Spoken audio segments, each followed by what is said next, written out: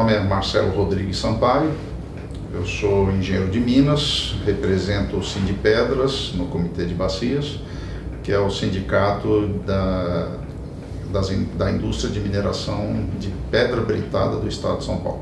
Eu vejo, na verdade, a água como uma necessidade humana, né? Não só um direito, porque tanto que a primeira coisa que buscam quando tentam ver se há vida fora da Terra é se tem algum resquício, algum indício de água no planeta ou no asteroide, ou seja, lá onde estão procurando. Partindo desse princípio, que nosso corpo aí é 70, 75, 72% aí de água, eu acho que não só um direito, como uma necessidade intrínseca do ser humano, a água, né? Nós realmente, principalmente no Brasil, até pouco tempo atrás, eu diria que até os últimos 15, 20 anos, não havia uma cultura de preservação ou de preocupação com a água, até pelo fato do Brasil ter muita água, né? Mas eu sinto que isso está mudando, e isso está mudando também na cabeça da iniciativa privada e dos órgãos governamentais também. Tá? E eu acho que tem que ter realmente uma visão cuidadosa para a água, mas sem preconceitos. É esse preconceito de que não, qualquer atividade existindo um potencial de poluição nessa atividade, ela, por definição, então ela já prejudica uma bacia ou um aquífero, ou seja o que for.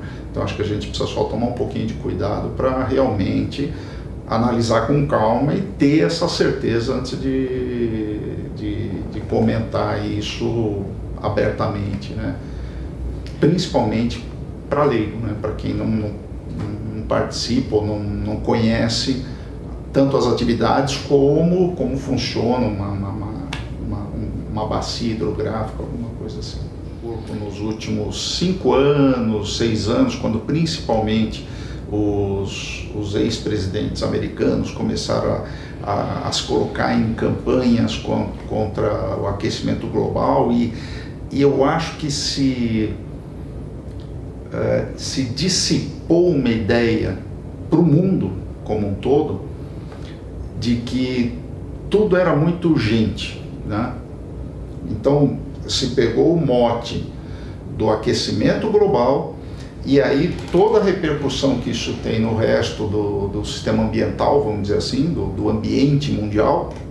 Então, água, fauna, flora, mar, e com isso começou a se criar uma narrativa de urgência e de uma iminente catástrofe ambiental.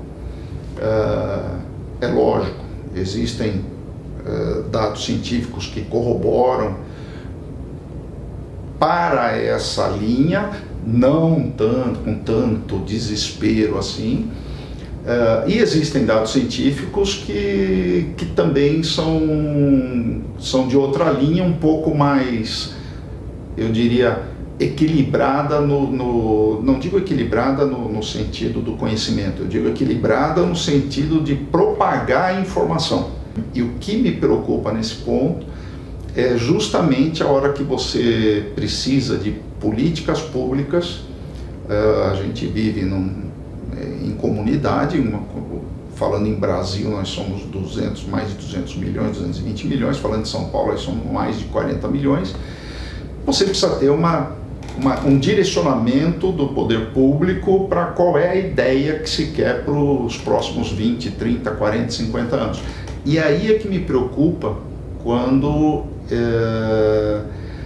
essa narrativa de urgência começa a tomar muita força sem uma base científica sólida, ou pelo menos para certas coisas específicas, mais sólida, né? E infelizmente no Brasil, acho que não só no caso específico da água, mas como um todo, se criou muito nos últimos anos uma dicotomia entre quem é a favor e quem é contra, seja lá o que for. E aí vira meio que inimigo, a pessoa não consegue mais conversar, as pessoas gritam, as pessoas impõem as suas maneiras de ver as coisas, sem pelo menos analisar o que o outro está falando e tentar enxergar pelo lado dele e ver se de repente aquilo faz sentido ou não. Não, ele é contra, então ele não é a meu favor, ele não está certo e eu tenho que forçar a barra para que ele entenda a minha situação. Isso eu acho preocupante, porque nós temos que pensar que nós estamos lidando com um bem natural que vai estar aí para os próximos 100, 200 anos e nós temos que preparar as gerações vindouras para que utilizem esse bem natural da melhor forma e que todos consigam conviver da melhor forma com isso. Então não é um cabo de guerra de quem está certo ou quem está errado. Eu acho que isso é que falta um pouco. E aí agora fazendo uma parte um pouco pelo que eu vejo no Comitê de Bacias aqui do Alto Tietê, que eu participo há um ano e pouco, eu sinto que existe uma boa vontade de se conversar sobre as coisas. Então isso foge um pouco da regra, eu acho que isso é muito bom, porque você pode discutir, você tem grupos técnicos, você discute, depois leva, de vez em quando sai um quebra-pau no bom sentido, lógico, de situações que uns contrapõem a de outros, mas eu vejo que pelo menos existe uma visão de que, olha, vamos tentar conversar para se tirar aqui uma posição que possa balizar de uma forma mais forte uma política pública. Isso eu acho que é importante.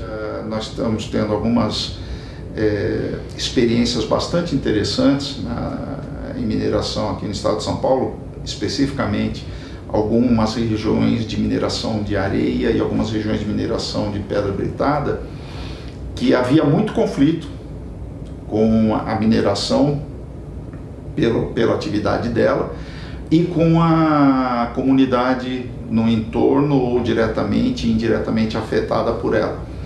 E em alguns lugares a gente está conseguindo bons resultados de convivência a partir do momento que abrimos a mineração para que o pessoal viesse, então representante de comunidades, ONGs, ambientalistas, olha, vamos lá, vamos passar um dia lá, para você entender como é que é a nossa operação, e aí vamos discutir um pouco depois disso, o que te afeta e o que você não gosta ou acha que está errado da sua maneira de ver. E depois o contrário, também ir nas comunidades para conversar com a comunidade, entender o problema da comunidade.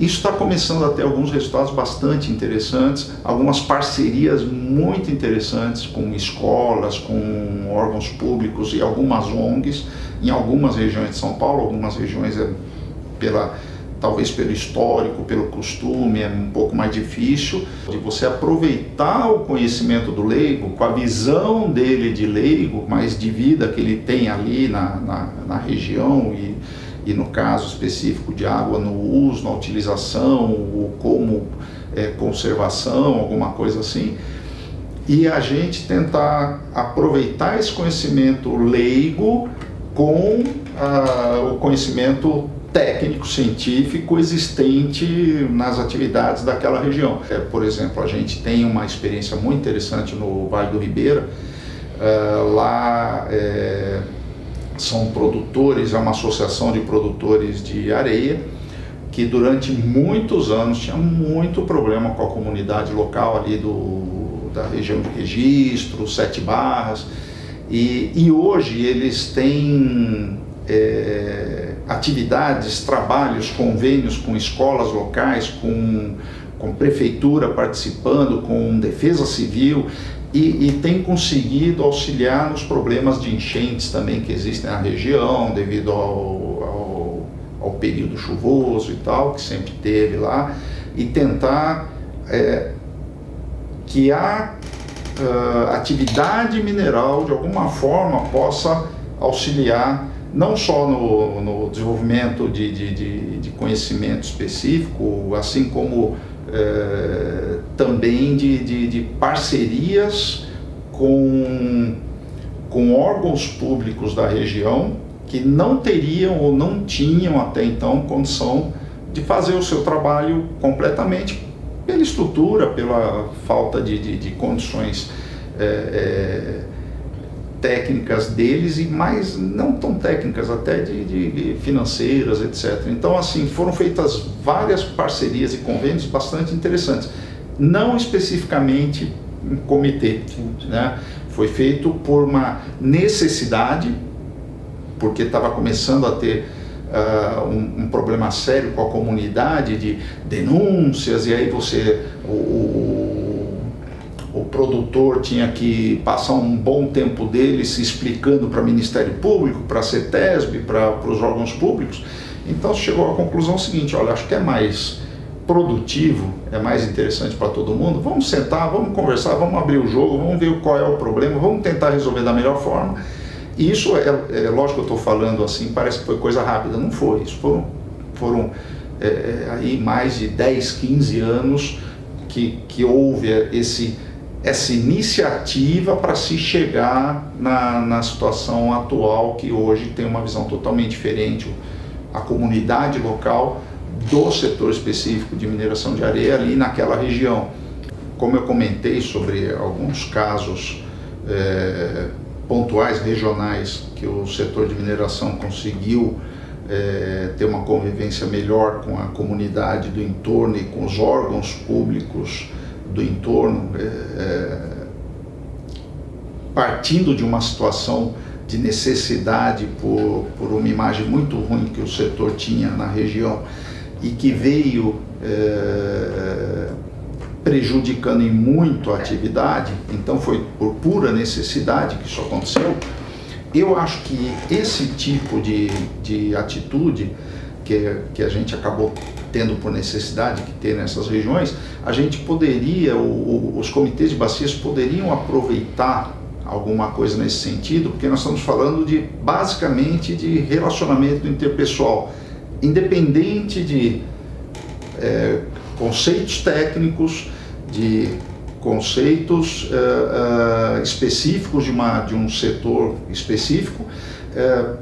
A primeira coisa que se precisou quebrar foi a barreira ou a resistência das pessoas se conhecerem, das pessoas poderem estar juntas. Então, de um produtor, um minerador poder receber uma ONG ou uma associação de bairro ou um órgão público sem uma imposição de algum documento público, simplesmente por uma questão de visita, de poder recebê-lo na sua atividade e mostrar qual o seu dia a dia, a sua rotina. E com isso começar a conversar e também entender qual é o problema daquela associação, daquela ONG, daquele setor público, para que se pudesse chegar num denominador comum. Eu acho que isso é um trabalho que o Comitê de Bacia ele poderia explorar um pouco mais. É lógico que existe todo um regramento, que até senão vira bagunça, você não consegue que as coisas aconteçam, mas basicamente hoje o Comitê de Bacia ele tem as suas câmaras técnicas, ele tem a sua rotina, ele tem uma série de projetos que são designados, uma série de verbas específicas, e você tem que aprovar ou não aprovar. E as reuniões ficam muito nisso, no aprovou, não aprovou, numa discussão mais técnica do porquê aquele projeto específico foi aprovado ou não foi aprovado. Por que não se quebrar um pouco essa barreira na convivência, no relacionamento das pessoas que estão ali? Isso não significa que você tem que ser informal e quebrar barreiras do dia a dia que tem que ser trabalhado, não é isso. Mas você poder ter a liberdade de repente pegar um fim de semana, ou pegar um dia ou 2 dias e visitar um caso específico e todos visitarem tanto os componentes do setor público daquele comitê, como a iniciativa privada, como ONG, como sociedade civil, seja quem for. E as pessoas poderem conversar e tirar as dúvidas em relação àquele caso específico. Isso começa a quebrar barreira. Foi muito difícil no começo, internamente, os próprios mineradores que tinham problema, que estavam com problemas diários de tocar o seu negócio, eles também tinham muita resistência, porque eles achavam que as pessoas iam chegar lá e pronto, aí é que ele não ia conseguir trabalhar nunca mais e tal. O que acontece? A partir do momento que se alguém está trabalhando porque ele tem um licenciamento, ele está em ordem para poder trabalhar. Se você está em ordem para poder trabalhar, você não precisa ter medo de receber visitas e de questionarem coisas que as pessoas não conhecem. E você responde. Agora, com isso, você acaba clareando as ideias de quem justamente não conhece aquela atividade, né? Então, especificamente falando de mineração, você tem todo um arcabouço legal que te obriga a fazer um plano para toda a vida da sua mineração, e com a recuperação e a reconstituição ou não, ou o que vai acontecer com a área no futuro. Isso tem que ser aprovado pelo órgão público. Agora, a ONG, a associação de bairro, ela não é obrigada a saber disso. Por que não falar para ela, explica, fala, olha, hoje está assim, mas isso aqui vai ficar assado de acordo com o que foi acordado com a legislação. E aí as pessoas começam a entender melhor como as coisas funcionam. Eu acho que isso poderia ser mais utilizado pelo Comitê de Bacias, porque senão fica muito na dependência daquele representante que está no comitê, dele passar para a sua entidade, para os seus representados, o que está acontecendo. Então fica muito pontual isso. A partir do momento que você vai fazer uma visitação, um trabalho de campo com os representantes do comitê, esses representantes dificilmente vão sozinhos. Eles provavelmente vão com mais pessoas interessadas naquele negócio, naquele assunto. E fica mais fácil da ideia se disseminar. E você vai quebrando barreiras. Eu acho que isso é um negócio interessante que o comitê poderia trabalhar um pouquinho mais. Eu vejo o Comitê do Alto Tietê com uma boa eficiência. O que significa a boa eficiência? Ele consegue tocar os projetos que tem que tocar, ele aprova ou não aprova, ou corrige os projetos, e então ele faz o trabalho dele de uma maneira boa, ele consegue cumprir o trabalho dele previsto para aquele ano. Agora, isso significa uma boa eficácia, uma boa efetividade? Não. Por quê?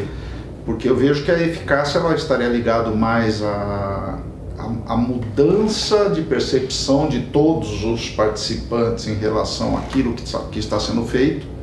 Então eu não sinto que há uma mudança, uma adaptação a isso, e é aí que eu falo que com a quebra do relacionamento sendo mais aberto, essas coisas apareceriam, e automaticamente você aumentando a eficácia, você vai acabar aumentando a efetividade do trabalho em si. Então muitas vezes você cumpre o seu projeto, você faz o projeto, e aí daqui a um tempo você vai lá ver como está andando e a coisa não está como você imaginaria que estaria. Por quê? Porque ele não teve a eficácia que deveria ter. Por quê? Porque os participantes daquele projeto não estão agindo como se imaginou que eles agiriam com o projeto pronto.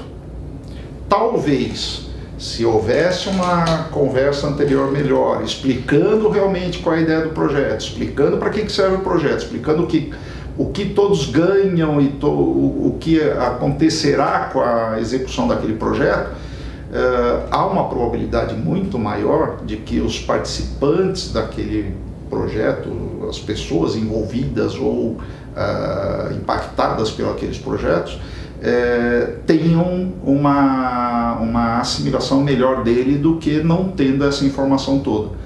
E essa informação toda vem de um relacionamento interpessoal, não é de ordem pública, não é de lei, não é de imposição, não é de simplesmente das pessoas estarem conversando sobre aquilo e entendendo o que aquilo significa.